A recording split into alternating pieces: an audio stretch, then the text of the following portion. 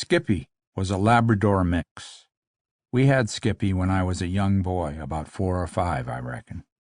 He was basically a yellow lab, with some sort of other dog thrown in for seasoning and personality, as well as endurance, I am sure. I say that because my dad used to take Skippy for runs on the weekends, or any other time it seemed right. The dog runs were a wonderful family experience. It was about 1950. Gasoline cost 27 cents a gallon, and we had a 1948 Monarch business coupe with a huge trunk. Skippy would jump right into the trunk happily, as far as I can remember, his tail wagging and ready to go, because he knew we were going for a run in the country. After my dad closed the trunk door, with Skippy safely inside, we would all jump in the car. Omimi, our little town with a population of 750, was on Highway 7 between Lindsay and Peterborough in the province of Ontario in the vast country of Canada, and the open and wild countryside was only about 3 miles away. We would ride out there together, past the dump, along the swamp, and across the low bridge, which enabled water to slowly run under it, joining one part of the swamp, or bog, as it was called locally, to the other part. On one side was a large expanse of water with stumps sticking out of it where trees once stood, before the mill and dam were built, forever changing the natural flow of the river. On the other side was the marsh, which was mostly cattails and swamp grass.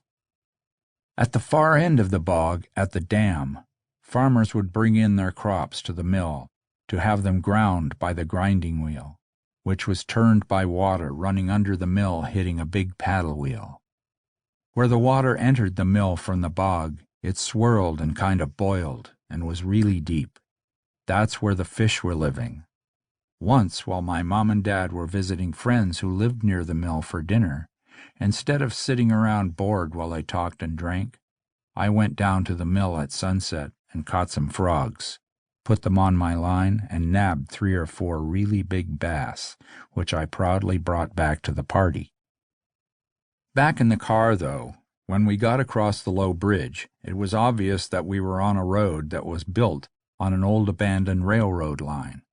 It was straight, narrow, and all overgrown with trees.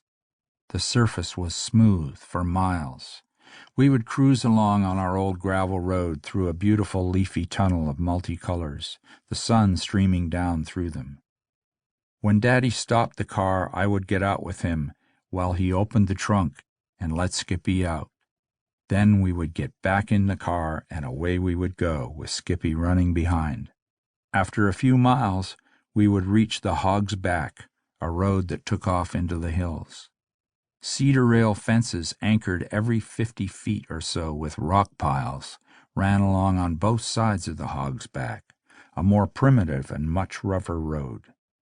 It went up and down hills, had big rocks on it, and had grass growing right out of the middle of it.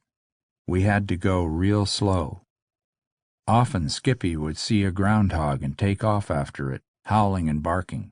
Daddy would stop and let him chase the groundhog for a while until Skippy eventually came back to the Monarch, with his tongue hanging out, covered with burrs and all manner of sticky things. Skippy never caught a groundhog, to my knowledge, although he had a great time trying.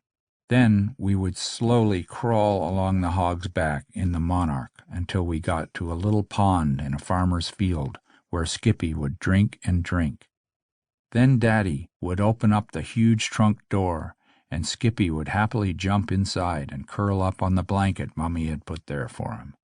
We would make our way home and open the trunk, finding Skippy curled up on the rug, but instantly ready to jump out and go into the house, happily wagging his tail.